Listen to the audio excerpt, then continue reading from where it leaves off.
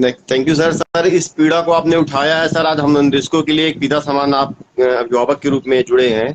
Sir सबसे बड़ी पीड़ा है सर, इन 10 सालों में अगर सरकार ने हमें अपने अनुबंध में ये भराया होता कि हम आपको नियमित नहीं करेंगे, आपका मानदेय 10 साल तक 7,000 रखेंगे सर, तो शायद हम ज्वाइन ही ना करते। और सर आपके माध्यम से मैं चाहूंगा सर कि इस बात को सरकार पूरे देश में लागू करे। अगर संविदा की भर्ती आप निकालते हैं तो कितने साल तक संविदा जी। रखेंगे, कितने साल तक उनके मानदेय को आप बढ़ाना नहीं चाहेंगे सर? क्योंकि सर ये ऐसा कुआं है ना कि हम इसमें कूदना ही नहीं चाहेंगे सर। सर ये जलियांवाला बाग हत्याकांड अंग्रेजों ने नहीं सर, इस समय बीजेपी सरकार भी दोहरा रही है सर। कि सर चारों तरफ से बैठ गई है घेर के सर, उसके अंदर हम 10 साल बिता चुके हैं सर। आज सर ये समय आ गया है कि हम अगर इसको छोड़ते हैं तो सर घर से क्या बता के निकले परिवार बच्चों के लिए कि हम मेरे पास रोजगार नहीं है। आप स्वयं समझिए सर कि एक 10 साल का जी। कर्मचारी उसी विद्यालय में जहाँ पे 17,000 पाने वाला प्राइमरी आज पड़ गया है 62,000 तक। और जो सर जूनियर के टीचर थे 45,000 सर, वो आज 87,000 का सर बॉन्ड भरते हैं जब इनकम टैक्स मार्च और फरवरी का महीना आता है सर। 8-9 सालों में सर उनकी इनकम कहाँ पहुंच गई सर? हमारे लिए महंगाई का कोई मतलब ही नहीं रह गया सर। सबसे बड़ी विडंबना देखिए कि एक माह हमको वेतन नहीं देती सरकार, ये सोच के कि क्या हमारा परिवार खाना नहीं खाएगा इस एक माह के लिए। सर 10 सीएल दिया जाता है ना, मेडिकल का हमारे पास कोई विकल्प है सर, कोई और छुट्टी का है। कुछ साथी सर अगर किसी कारणवश पिता बीमार है, स्वयं बीमार हो गए, विद्यालय नहीं गए, तो सर उनका वेतन नहीं मिलता, उनको सर उनकी नौकरी से त्यागपत्र के लिए मजबूर किया जाता है कि शासन से चाबुक चलता है कि आपकी संविदा समाप्त कर दी गई। सर मतलब बीमार होने का भी अधिकार आपको नहीं है। और सर आपको यकीन नहीं होगा सर, पिछले महीने मेरी तबीयत खराब थी, मैं सर अपनी जांच कराया, वो हुआ जून से लेकर सर अभी तक जाके जुलाई का वेतन सर अभी 3 दिन पहले मिला है। आप सोचिए अगस्त चल रहा है, एक परमानेंट कर्मचारी को सर 1 से 2 तारीख को अगर वेतन नहीं मिलता है, हंगामा खड़ा हो जी। जाता है। ना हमारे पास डीए बढ़ता है सर, ना महंगाई भत्ता हमारे लिए कोई मायने रखता है, ना सर समय से वेतन मिलता है। और सर मानदेय आप खुद सोचिए, नौ बहुत हजार कम। का इंतजार करना कोई मतलब ही नहीं बहुत होता कम हमारे है। लिए। एक सर उम्मीद बधी हुई है शायद भविष्य में कुछ अच्छा हो जाए, लेकिन सर 10 साल बीत गया, जीवन का सर गोल्डन टाइम निकल चुका है। मैक्सिमम साथी सर 40-42 साल हो गए हैं। शादी की जो भाई हमारी बात की सर, एकदम सर मेरे साथ इफेक्ट वही था सर कि कुछ अच्छा हो जाए तो शादी करूंगा अच्छा, लेकिन घर वाले भी अब साथ छोड़ रहे थे कि एज बढ़ रही है, अब नहीं करोगे तो फिर हम तुम्हारे लिए कहीं प्रयास नहीं कर पाएंगे। और सर आप खुद जान लीजिए, जो कर्मचारी 9,000 पाता उसके पास शादी के विकल्प क्या आ सकते हैं। मैं और सर ये ऐसा नहीं है कि कुछ हम लोग प्रयास नहीं किए सर, लेकिन सर इतनी घटिया सोच की सरकार है। एक कर्मचारी सर 7 बजे आता है, वही जाता है 9 बजे, 10 बजे आता है सर, क्योंकि वो परमानेंट है। उसको सर एक ही चीज हो सकती है कि शायद उस दिन का वेतन के नोटिस मिल जाए। और सर अगर एक अनुदेशक लेट हो जाता है, हेडमास्टर से लेकर सर सहायक कहते हैं सर इसकी लिखित शिकायत करिए। और सर जो अधिकारी भी आते हैं सर ना, वो चपरासी से बदतर स्थिति समझते हैं। क्यों? क्योंकि तुमको 9,000 की नौकरी करनी है तो सही से रहना पड़ेगा, नहीं तो छोड़ दो। और सर आए दिन सरकार की नीतियां सर इतनी अब खतरनाक होती जा रही हैं। आप सोचिए टैबलेट आ रहा है सर, वो सहायक अध्यापक जो साइन करता है एक दिन में सर 2,500 से 3,000 के चेक पे साइन करता है, जिसकी 80-82 तनख्वाह है सर महीने की। वो एक दिन जब साइन करता है विद्यालय में आके सर, उसकी 2,200-2,700 की चेक पे साइन होती है सुबह सुबह। और सर हमारे लिए सोचिए कि हम सुबह अगर 7 बजे आ गए, 3 बजे तक विद्यालय में रह लिए सर, हमारा पूरा गोल्डन टाइम निकल जाता है सर। हम सर घर पे खाना खा के आराम करें, उसके बाद सर किसी पार्ट टाइम जॉब के लिए प्रयास भी करें ना, तो सर सरकार के अनुबंध में लिखा हुआ है कि हम इस पार्ट टाइम की जॉब के अलावा कोई जॉब कर नहीं सकते सर। अगर शिकायत हो गई है हमारी, सर हमारी संविदा वहीं समाप्त कर दी जाएगी। मतलब हमें और विकल्प के लिए भी चोरी छिपे ही काम करना है सर। और आप खुद सोचिए, समाज में चोरी छुपे ऐसा कोई काम है नहीं जिसको समाज सही स्वीकार करे बात है। आप। सर हमारे अनुबंध में साफ साफ लिखा है सर कि इस पार्ट टाइम जॉब के अलावा हम कोई काम नहीं कर सकते। अगर हम अपना आधार या पैन लगा के कोई वर्क करना भी चाहे सर ना, तो हमारे दुश्मन इतने ज्यादा हैं हमारे विभाग के ही कि फला निदेशक ये काम भी करता है सर। तुरंत तत्काल से नोटिस रिसीव होती। सर मैं 3 नोटिस रिसीव कर चुका हूँ, इसलिए सर मैंने प्रयास करना छोड़ दिया। लेकिन तब भी सर मैं अपनी भाभी या पत्नी के पे लगा के प्रयास करता हूँ कर ले जाऊं।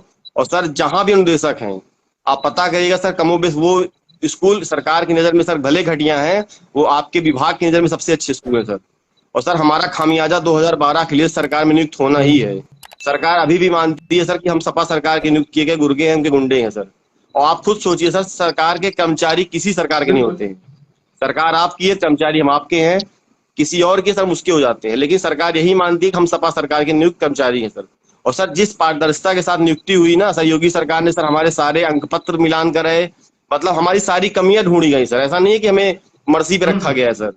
और सर हम लोगों ने जिस तरह की पारदर्शिता के साथ नौकरी पाई थी सर, विभाग के भी लोग और सर उत्तर प्रदेश सरकार के लगातार प्रयास किया गया कहीं से भी कमियां पाई जाए, क्योंकि सर आप खुद सोचिए 9,000 पाने वाले कर्मचारी से आप जब लड़ रहे हैं सुप्रीम कोर्ट जाके सर, वो भी सर 9,000 तो कुछ महीने पहले से हुआ है सर। हम अनुदेशक साथियों में सर हम लोग खुद जान लीजिए कितनी बार ऐसा होता है सर 7,000 भी नहीं पाते हैं, क्योंकि कोर्ट कचहरी के मामले में कभी लखनऊ कभी दिल्ली कभी सर अवैतनिक लेके सर कागज पत्र तैयार करते हैं।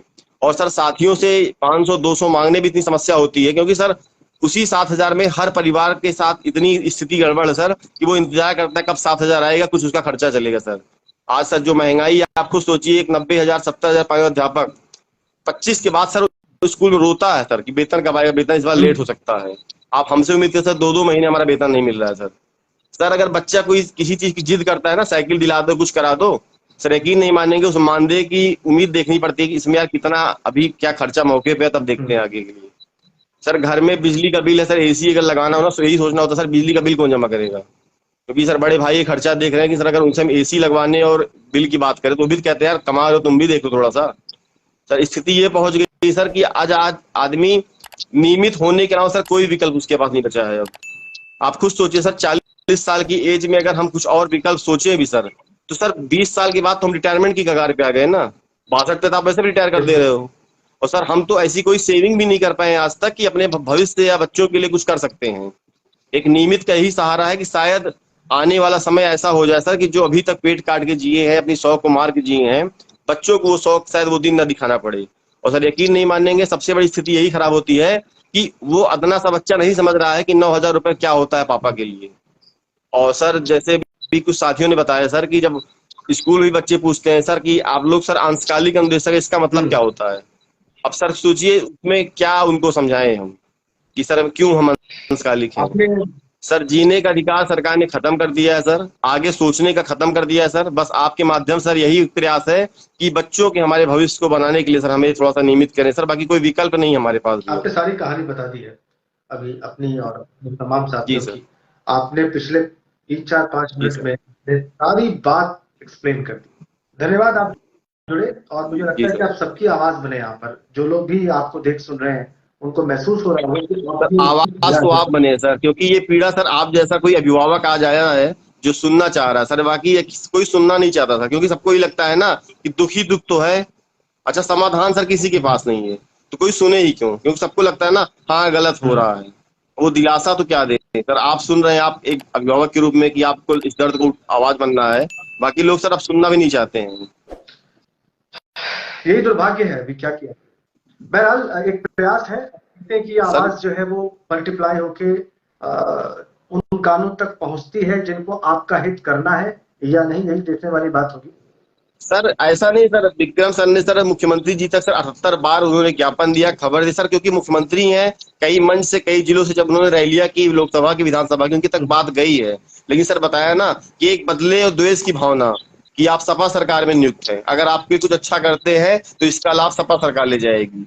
और सर वही मैं सरकार से भी कहता हूँ, आपसे भी कहना चाहूंगा सर कि कर्मचारी सर किसी सरकार कभी नहीं हो सकते बिल्कुल हैं सही सर, बात है।